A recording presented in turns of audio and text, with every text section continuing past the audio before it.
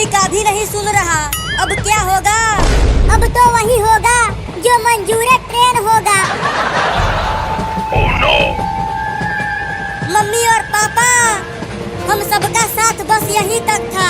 अब तो ऊपर जाने का समय आ गया है। ये क्या बकवास कर रहा है चिंटू? हमें कुछ नहीं होगा। चलो एक साथ इस टेम्पो से कूद जाते हैं। हाँ, ये ठीक रहेगा। तो चलो सब तैयार हो जाओ कूदने के लिए। हाँ, हम तैयार हैं इस टेम्पो से कूदने के लिए पापा। Oh no! मैं जब कहूँगा तभी सब एक साथ कूद जाना। कूदो!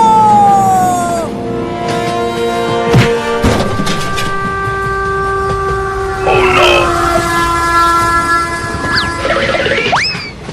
चिंटू और चिंकी, तुम सब ठीक तो हो? कहीं कुछ हुआ तो नहीं? हाँ पापा, हम तो ठीक हैं, लेकिन बाबू का क्या हुआ? कहीं वो ट्रेन से नहीं? ऐसा नहीं हो सकता। मेरे बाबू को कुछ नहीं होगा। लेकिन वो गया कहाँ? ट्रेन की लाइन पर तो कहीं नहीं दिख रहा। Oh no! मैंने थोड़ा सा देखा था। बाबू ट्रेन के इंजन के साथ चिपक गया था। क्या? इसका मतलब तो वो ट्रेन के साथ ही चला गया।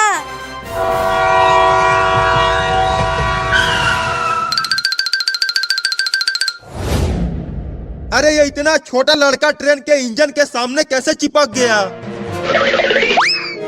अरे वो छोटा लड़का, तुम यहाँ क्या कर रहे हो? चलो भागो यहाँ से।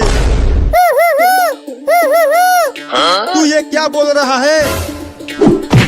अरे दादा, मार दिया।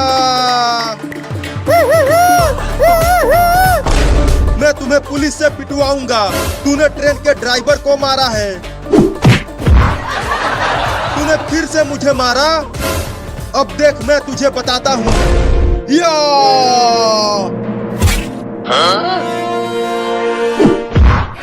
अरे दादा, ये पिद्दी सा लड़का तो बहुत ही बरियार है।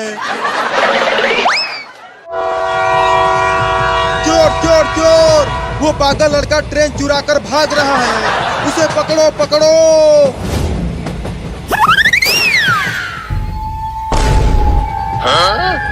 वो देखो पापा, वो ट्रेन यहाँ दोबारा आ रही है। लेकिन वो ट्रेन तो पीछे से चल रही है।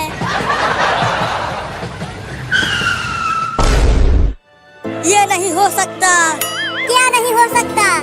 अरे वो ट्रेन चलाकर यहाँ आया है। क्या? बाबू को ट्रेन भी चलाना आता है? अब तो बाबू भी बच गया और हम भी। तो चलो इसी खुशी में पार्टी करते हैं। हाँ चलो, खूब मजा आएगा। चिंकी देखो, बाबू कितना बढ़िया नाच रहा है। उतना बढ़िया तो मैं भी नहीं नाच पाती हूँ। पापा पापा, आप भी बाबू के साथ नाचो ना। नहीं नहीं, मैं उसके साथ नहीं नाचूंगा। वो पागल बाबू है।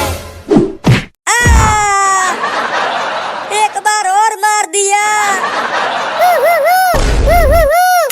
क्या तू मुझे भी नाचने के लिए बोल रहा है? Oh no! नहीं नहीं, मैं तुम्हारे साथ नहीं नाचूंगा। अरे बाप रे बाप! इंजेक्शन घोप दिया।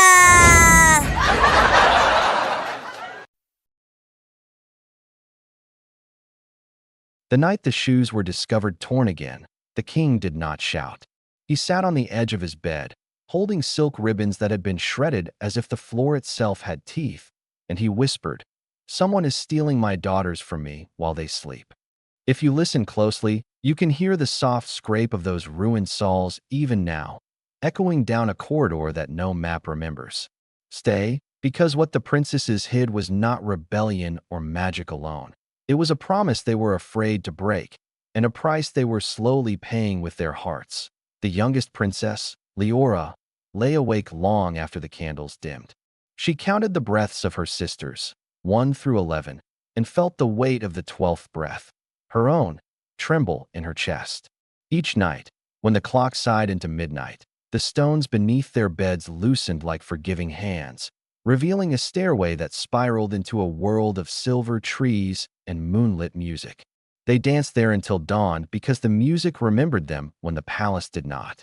Their mother had taught them the first steps before she died, whispering that joy must be practiced or it forgets how to return. The eldest, Maribel, danced to protect the younger ones from the grief that haunted the halls. The middle sisters danced to feel chosen. Leora danced because she feared that if she stopped, the world would stop noticing her at all. The king announced a challenge. Anyone who could discover where the princesses went at night would earn a crown or lose their life if they failed. Suitors arrived brave and foolish, all swagger and promises, and vanished into sleep as if swallowed by the beds themselves. The sisters felt the deaths like bruises. Their joy began to sour.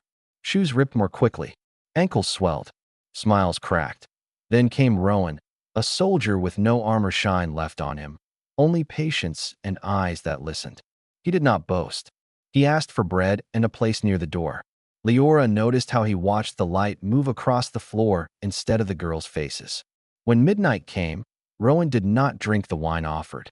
He slid a mirror beneath Maribel's bed and waited.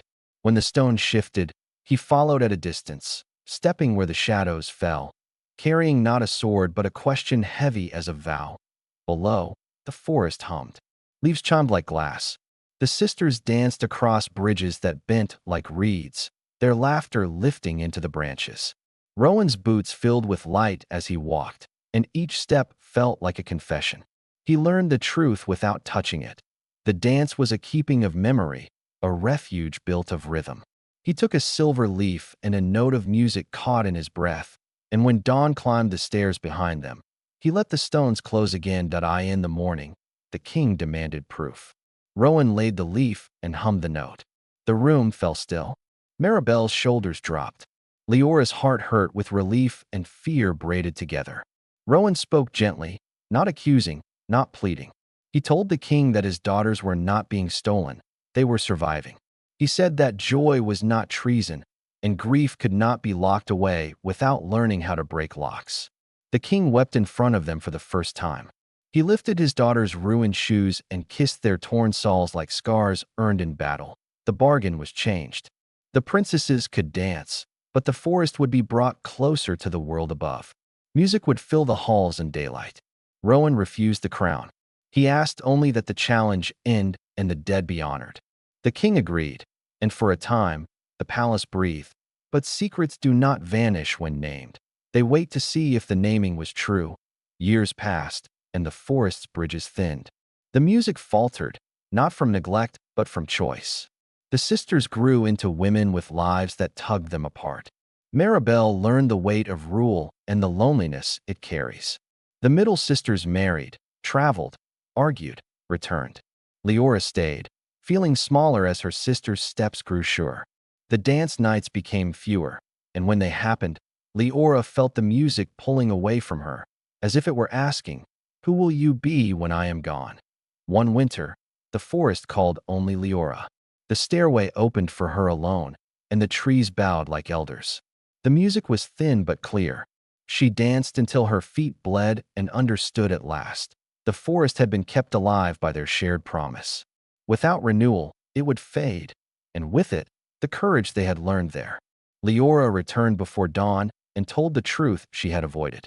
If the dance was to live, it must be shared, not hidden, chosen, not escaped to.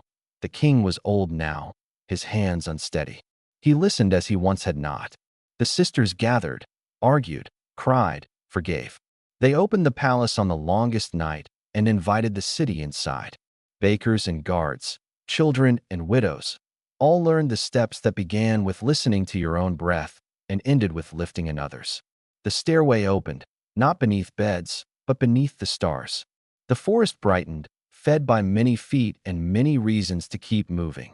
Leora danced at the center, no longer the smallest. She danced with scars and with hope, with memory and with choice. When dawn came, no shoes were torn. The music did not vanish. It lingered because it had finally been told the truth out loud. If you hear a faint rhythm when the night feels heavy, it is not calling you away from your life. It is asking you to step more fully into it.